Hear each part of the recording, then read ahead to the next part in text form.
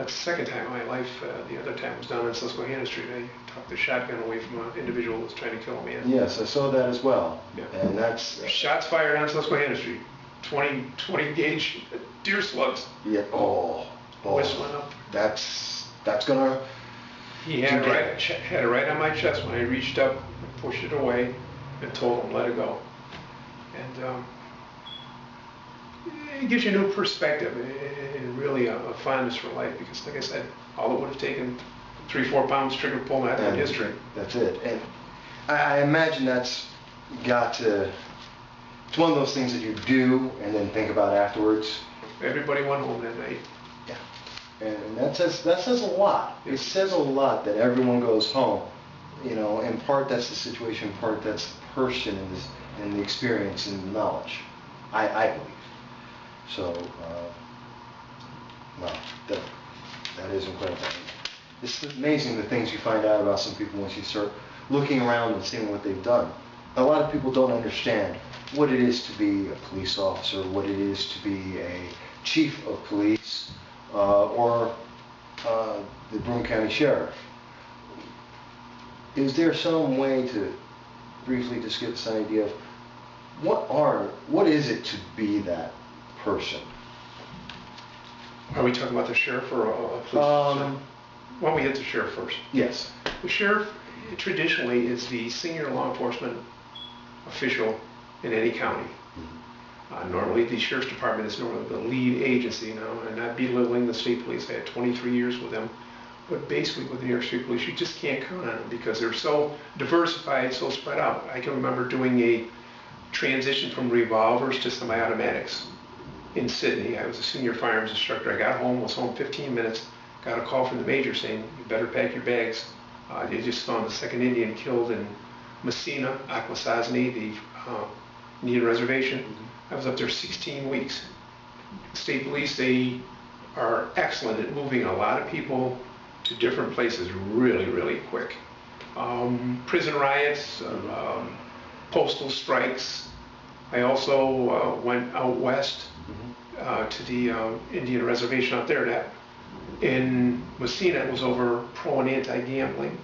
Out west, it was over the cigarette taxes, which are coming up again. Well, I'm going to get to that a little bit later. Yes. But being the sheriff, what a lot of people don't realize, and you know, and I'm not trying to run a negative campaign towards anybody, but as the sheriff, as it says like in the Tea Party, we the people. Yes. I am for the voting public in the county. I'm not a politician, never been, don't want to be. I'm a police officer, and that's why I would serve as the voting and tax-paying people in the county and my department. There's a lot of things excuse me, wrong with that department that I will outline for you if you're interested in corrections and in road patrol. Things that could be done and made better safety issue-wise, because if somebody gets hurt or injured, somebody's going to be paying 207C. Well, yes. Or a hell of an insurance payment for the rest of their life. Yes. But that's what it means to me. It's not so much being the man. The individual they have now wears 4 stars and a big stripe up his pants. I made the statement that if in fact I got to be sheriff and I was standing with some of my deputies or corrections officers, they'd have to say, well, which one's a sheriff? Because I'm not going to dress like that. I'm going to dress just like my people. They'd have to say it's a person of color, it's the tall guy, the bald guy, right. You know what I'm saying? But that's what it means to me, is having people go to work and knowing that everybody screws up in life. I have, probably my advisor has, that you're going to be dealt with fairly. Everybody's going to be dealt with the same, that we don't have any all-stars, Teflon people, that no matter what they do, they're going to walk away from it. And to me, that means a lot, because people will want to work for a person like that, knowing that they're going to be treated fairly. Okay. And that respect obviously then filters down into the way they do their job and every aspect of it. I was asked, not cutting you off, but just I talked with a union not long ago, and one of the deputies said to me, if you get to be sheriff, what's the first changes you would make? I says, very simple, 0, none. Why make any changes? I want to sit and evaluate what the operation is. It very well could be peak, working the best that it could be. But sit and evaluate before you start switching people around, stirring the pot. So initially I would do nothing. Okay. Now, while you say that you would initially do nothing, I did also notice, and it's a good segue to bring up some things that you have mentioned, that you have seen that you are, at least at some point, looking to improve. And from off of your own website, which is, what's the website at? That would be www.trrobertsforsheriff.com. trrobertsforsheriff.com, so everyone can look this up for themselves. You state on there that there is a problem with the central booking process in the Broome County. And my thought is, isn't central booking standard? I mean, it's in movies. Everyone's heard of it. Mm-hmm. That we don't have that. We do not have that right at this point in time, because what they're not telling you is that it would be great, but it's going to be expensive because you have to have another pod because they can't be put in with the regular prisoners, and the fact that we're trying to save money. See what I'm saying?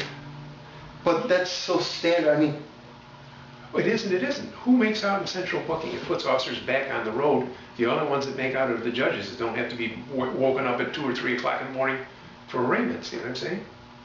Okay. It was different. When I was a Binghamton police officer at the original Binghamton Police Jail station on Hawley Street, yes, I believe they had 46 male cells and 14 female cells. Mm-hmm. So if we arrested you Friday night, Saturday, Sunday, you stayed in our lockup until Monday morning, went upstairs for arraignment.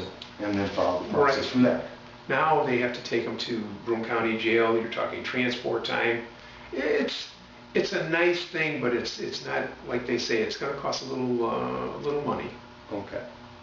That's why I said look into the process of possibly having it. I didn't say jump right out. No. As I said, you are identifying areas that of concern. That would be nice. Mm-hmm. Okay. Well, that explains one of them because that kind of stuck out.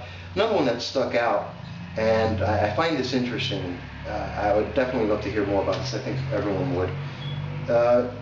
You are considering what the use of tasers and K-9s in the correctional facilities.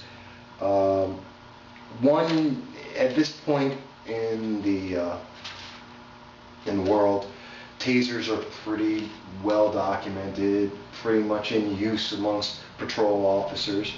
You would kind of think that, yeah, of course they would be there. The K-9s, I'm not so sure, but why might we want to use these things? If you look at the way I addressed it, I didn't say in the correctional facility. We still have to check and see if you can, but on visiting days, when boyfriend, girlfriend, mom, dad come in, it's a hell of a thing to have to walk by that biosensor dog if you're carrying something. See what I'm saying? I'm not saying right at this point in time. Right. You have to check with the Department of Corrections whether, in fact, you can take them into the jail. I think they can if they're doing like a lockdown, searching cells. Right. But yeah, I would like that. Tasers, I probably was the first police agency in 13, 14 counties in New York State to have tasers. And I did the command performance for Binghamton. Then we brought down the master instructor, my instructor. I'm a taser instructor who certified them to carry tasers. You saw the article from when I was in deposit. Yes. That night, a man's life was saved. One of my officers was sitting in the car in front of the station.